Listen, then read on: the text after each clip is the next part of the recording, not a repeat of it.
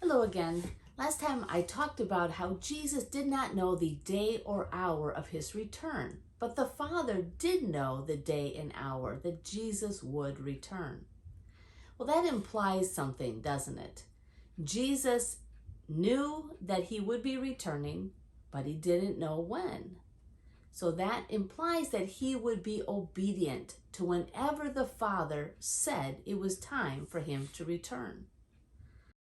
Jesus didn't know when God would tell him to return in that generation, but he did know this. Whenever it was, he would obey. Jesus would obey.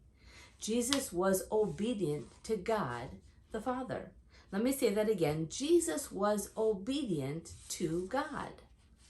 In Luke 2, verse 51, we read, "Then he returned to Nazareth," that's Jesus. Jesus returned to Nazareth with them and was obedient to them. And his mother stored all these things in her heart. This is Jesus at age 12 after having taught in the temple. And he's going back to live with his mom and dad, Mary and Joseph, and he was obedient to them.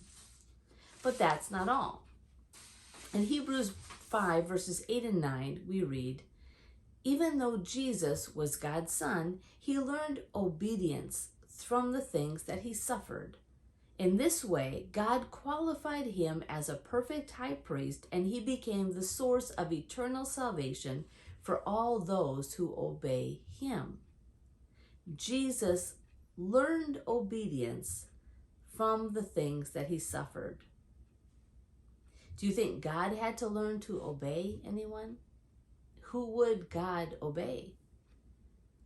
And notice here also that Jesus obeys God and then we obey Jesus. It says, Jesus became the source of eternal salvation for all those who obey him.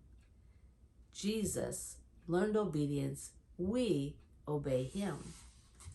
And finally, in Philippians 2, verse 8, it says, "He humbled himself in obedience to God and died a criminal's death on a cross." Jesus died a criminal's death on a cross in obedience to God.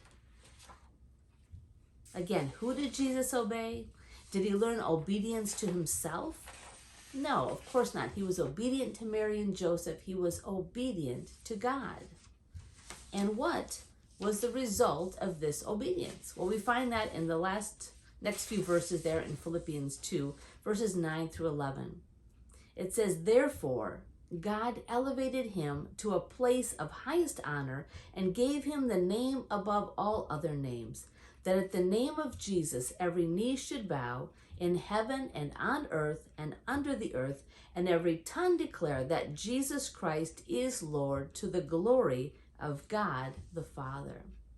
Jesus humbles himself in obedience to God. Therefore, God highly exalts him, elevates him to a place of highest honor, gives him a name above all other names, that at the name of Jesus every knee should bow in heaven and on earth and under the earth, and every tongue declare that Jesus Christ is Lord. To whose glory? To Jesus' glory? No, it's to the glory of God the Father. So even when Jesus is exalted and we worship him and bow before him, that is to the glory of God. What a nice thought. All right, well, take care. See you next time.